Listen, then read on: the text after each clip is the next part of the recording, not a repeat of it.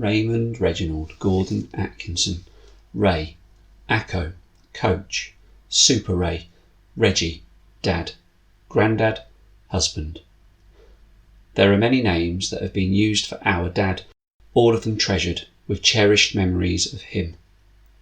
Many of us were last gathered together at a small surprise gathering for Mum and Dad's Ruby anniversary, the sort of event and day that epitomised what life meant for Dad, celebrating time and connections with friends and, most importantly, family.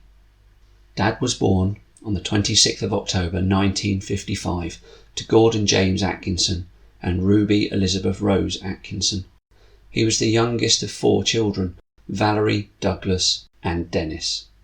He attended Lower Warmer School and Warden House School before moving to South Deal Primary when the family moved into Mill Hill. Secondary education took place at Deal Secondary School, where Dad always recalled that he never found learning easy, often sharing how he had struggled academically, told that he wouldn't amount to much by his teachers. Those of you who know Dad well will understand how telling him he won't be able to do something will be the catalyst to bring out the stubborn Atkinson traits. This was the case with Dad's employed careers. Starting as a young apprentice in 1971 at Betsanger Colliery, Dad continued to push himself in his endeavours at the colliery.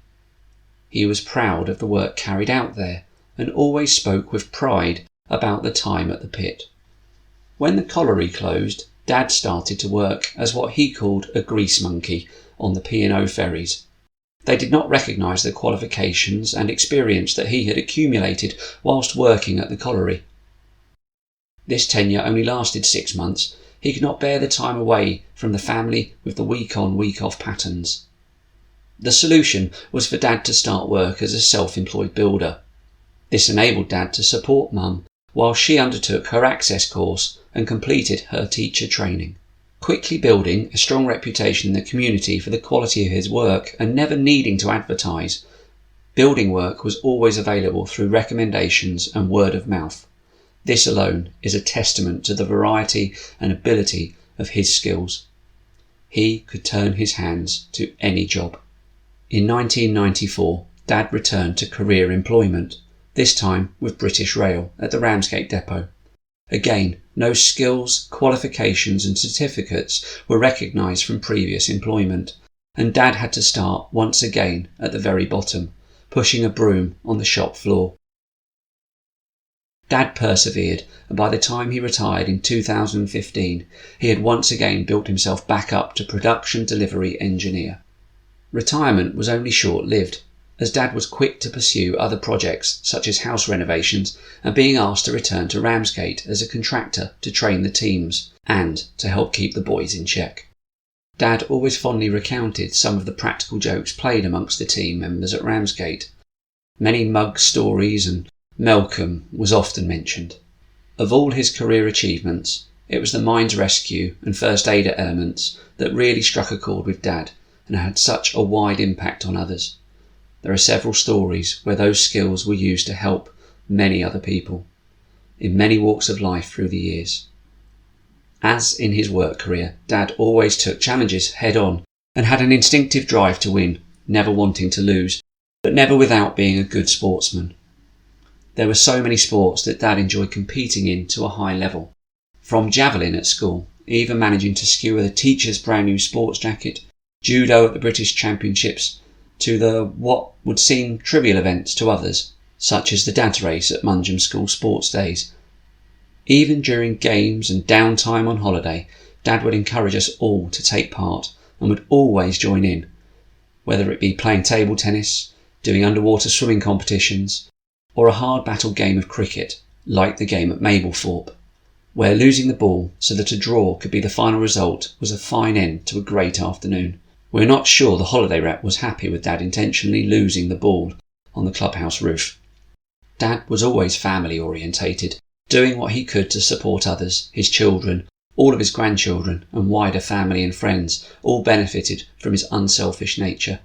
He never put himself first and above all taught me the virtue of not being afraid to do the right thing.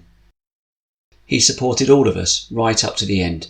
encouraging us to find sports and hobbies that we enjoyed, whether it be netball, judo, gymnastics, rugby, cricket, golf, or even at times stretching to the odd game of football. You know, the one with the wrong-shaped ball, he would say. Mum would often be having kittens when we were growing up, because Dad, Naomi, Abigail and myself would have family bundles. Mum's cries of, "Someone's going to get hurt, it'll end in tears, something's going to get broken." These never happened. It usually ended with Dad rubbing his stubble into your neck or chewing on your ear.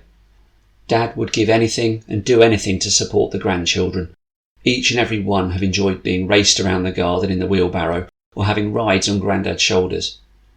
He always had time for them. We've all enjoyed playing silly buggers quite a lot over the years too. Gerald and Rita may remember opening their front door to the sight of a rather large snowman that we had all constructed on the walk home from the Boxing Day get-together in 1995. We're very sorry, Rita and Gerald. It was definitely Dad's idea. We have great memories of snow antics with Dad, from building igloos to the monumental snowball fights at Cavell Square. We're sure all the neighbours loved us at those times, as Malcolm can no doubt testify. Dad's greatest passion was rugby. He didn't start to play until his secondary school years, but soon found a flair for the game, representing various school sides and regional teams, including East Kent Colts, East Kent senior sides, and Kent clubs, including various touring Kent sides. He told some of these stories, but always stood by the rule, what goes on tour, stays on tour. Dad was also good enough to earn the chance to attend England Colts trials in the 73 to 74 season, where at the final stage in Birmingham, it wasn't quite meant to be. It's a shame that others could not be as proud and respectful of the colliery and its heritage that we can today. All through his career, Dad represented Betsanger Colliery Welfare Rugby Football Club, enjoying many years playing in the full 15-a-side game, but always referring back to how much excitement and enjoyment he found in the game of sevens, when Betsanger was streets ahead of everybody else around. Dad's passion and drive did not stop with playing, and he became a coach for the Minis and Colts on a Sunday morning, instilling the love for the game in the next generation of players. Many of those turning out on the cold Sunday mornings were the sons and daughters of the 70s teams themselves.